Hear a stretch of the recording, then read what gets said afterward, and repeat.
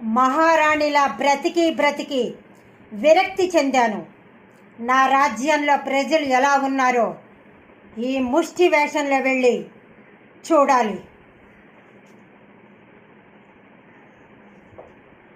బాబు, ఏంటి రావాలా? ఎక్కడికి బాబు? పడుకునేందుక? తప్పు బాబు, నీ తల్లి లాంటి దాన్ని. అయినా పర్వాలేదా?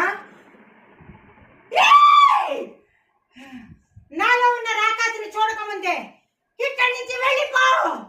అవును, పిచ్చిదాన్నేరా, నీలాంటి కామాంధుల పట్ల పిచ్చిదాన్నే.